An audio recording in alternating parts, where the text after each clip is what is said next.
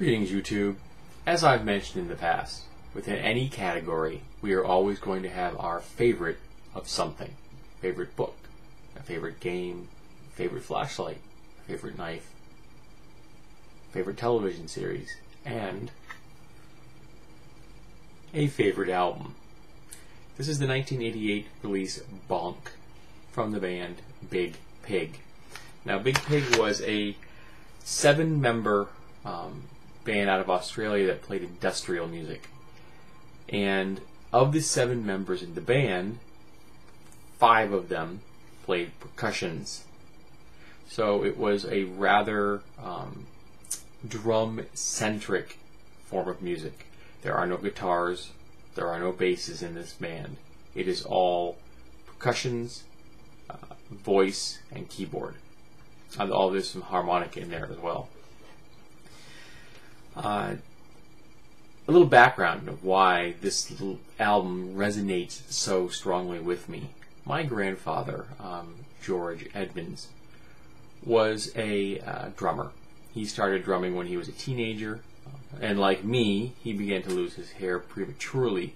In fact, I have the little monk's ring going on in the back of my head if I actually grew it out long enough so you could see it. And that's the amount of hair he had when he was 19. So the total top of his head was bald like mine at 19. And he wore the monk's ring for the rest of his life until he died in his 80s. And so at 19, he looked considerably older than he was. So he struck out into the world to play drums. And he did. He played big band, swing, jazz, drums, and he played professionally for 55 years. I believe there might even be a short film out there somewhere of my father riding on a horse, playing guitar, singing some song, which is kind of humorous because my grandfather couldn't sing, couldn't play guitar, and couldn't ride a horse. I kind of wish I had a copy of that film. He was an extraordinary man. He was functionally illiterate. He couldn't read properly, but he was technically quite skilled. He built his own radio by hand. He was an accomplished musician. He worked at the Gillette factory for his entire working career. During the Second World War, he was part of the munitions production because that's what the factory was converted over to making. And yet he couldn't read anything. Interestingly, my other grandfather, Lester, I'm not going to give you his last name because it's the same as mine, was also functionally illiterate. He worked in refrigeration, oddly. But I grew up around music. Specifically, I grew up around drums.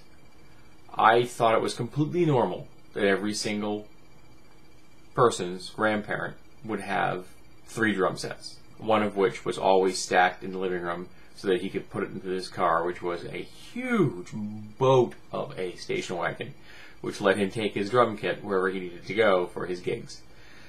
Now, when he was younger, he did tour and make money as a full-time musician, but once he got married to my grandmother, Mary, they settled down, and he played on the weekends in the region of Lancaster, Pennsylvania, in that area. He played every weekend that I can remember for 50-something years. He loved it. It is what he was passionate about. And he played his drums every day, even when after he stopped playing professionally, he still got up to the attic, which was abysmally small and disorganized and hot. And he played his drums every day. And as his health began to deteriorate, he became forgetful. He began to suffer from Alzheimer's. He had a couple of minor strokes. Eventually, they put him into a facility, which was a very nice facility. It was really high-end, but he couldn't play his drums anymore. And I personally think that's what killed him. He just couldn't make his music anymore. So when I first heard Big Pig, I was attracted by the sound. There's a lot of drums in there. It was somewhat reminiscent of the taiko drummers from out of Japan. And the band had a very unique look because if you noticed today, they would come out on stage in these waterproof black aprons, the kind of things you see in like industrial labs, like rubber aprons. And they get up there on band, and I mean that's that's all they would wear on their tops. Basically, that would be their pants. They would wear pants and then these aprons. And then they get out there and they do their percussions and they play their songs. And this album actually did fairly well. I think it went platinum in Australia, and they had a number of the songs from this album make it into television and films because of this driving, rhythmic structure. But it wasn't just the sound. Their lyrics were also extremely interesting. The sound of the lyrics, the voices that were lent to the music in this driving beat was very powerful. And they also made some political statements. For example, the song Money God, which is an indictment of capitalism, which should be the anthem of every liberal progressive in the world. But the entire run is Iron Lung, Hungry Town, which is really a riff off of the Funky Town song. Tin Drum, I Can't Break Away, Boy Wonder, Big Hotel, Nation, Charlie, Fine Thing, Money God, and Devil's Song. And there isn't a bad track on this album. I mean, I've listened to it front to back 100 times, and I have never been disappointed with a single song on it. And they made a second album that was released, I think, in 1990. You're So Lucky, I think it was called. And I don't have a copy of that. I would like to get a copy someday.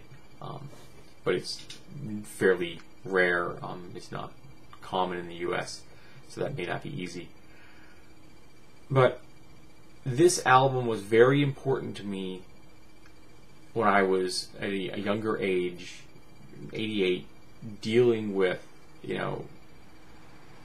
being separated from my family, and after my grandfather passed, with dealing with his loss and the fact that I grew up with him and his music.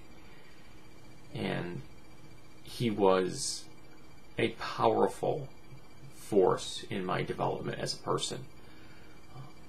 He was a wonderful, marvelous man, and though I'm sure that he would not have appreciated the politics involved in this, and maybe some of the industrial edge to it would not have been to his liking, I think he would have appreciated a band that was so percussion-centric. I may never get a copy of the second album, I don't know. But if I do, that'll be great. But if I don't, I have this one. I have this one on CD, I have this one on tape, I have it ripped to my hard drive, and I actually have a VHS tape of a concert that they put on, which I really need to get burned onto a DVD so that I have it as a backup copy that way as well. Because who knows, my VCR may die someday and I won't be able to watch it.